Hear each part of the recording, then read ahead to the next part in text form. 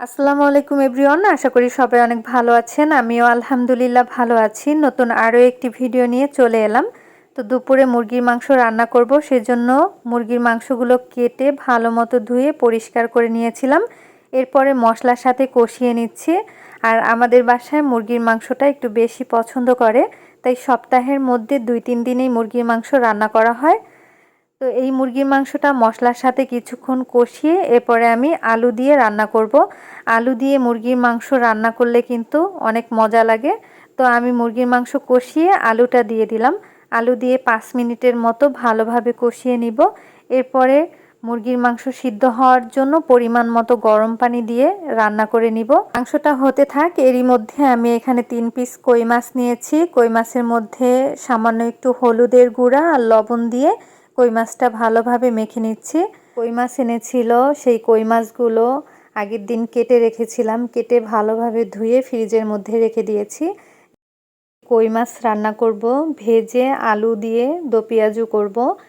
এবার মাছের মধ্যে লবণ আর হলুদটা ভালোভাবে লাগিয়ে নিচ্ছি। হলুদ আর লবণ আগেই মাখিয়ে রাখলে ভাজার পরে কিন্তু তেল ছেটে না। তো তেলটা তাওয়াতে গরম করে নিয়েছি আর আলুগুলো গোল করে কেটে নিয়েছিলাম, সেগুলো ভেজে নিচ্ছি। এই আলু দিয়েই কিন্তু রান্নাটা করব। আলুটা আমি ভালো মতো ভেজে নিব। আর আলুর মধ্যে সামান্য একটু লবণ আর হলুদ মেখে নিয়েছিলাম। তো আলুগুলো কিন্তু প্রায় ভাজা হয়ে গেছে। এর থেকে বেশি ভাজবো না, আমি এবার তুলে নিচ্ছি। তো আলু আমি এখানে 2টা ছোট করে কেটে নিয়েছিলাম, যেহেতু মাছ কম তাই আলুগুলো একটু কমিয়ে দিয়েছি। এখন কই মাছগুলো ভেজে নিচ্ছি। আর আমরা যেহেতু মানুষ 2 জন, সেজন্য অল্প করেই মাছটা রান্না করে নিচ্ছি। মশলাটা আগে থেকেই কষিয়ে নিয়েছিলাম, এবার ভাজা মাছগুলো দিয়ে মশলার সাথে ভুনিয়ে নিচ্ছি।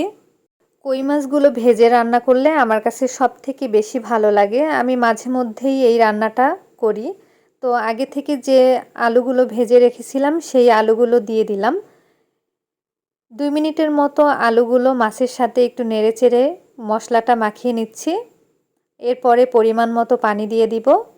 পানির পরিমাণটা কিন্তু অল্পই দিব, কারণ মাছটা একটু মাখা মাখা রাখতে চাচ্ছি। বেশি ঝোল হলে কিন্তু এই মাছটা আবার ভালো লাগবে না, সেজন্য অল্প করেই পানি দিয়েছি। এখন কিছুক্ষণ জাল দিয়ে পানিটা কমিয়ে নিব। আজকে বাসায় ধনিয়া পাতা ছিল না, সেজন্য দিতে পারিনি। ধনিয়া পাতাটা দিলে কিন্তু এই মাছের টেস্টটা আরও ভালো আসে। তো আশা করছি আজকের এই ভিডিওটি আপনাদের কাছে ভালো লেগেছে। ভালো লাগলে অবশ্যই লাইক, কমেন্ট আর শেয়ার করতে ভুলবেন না।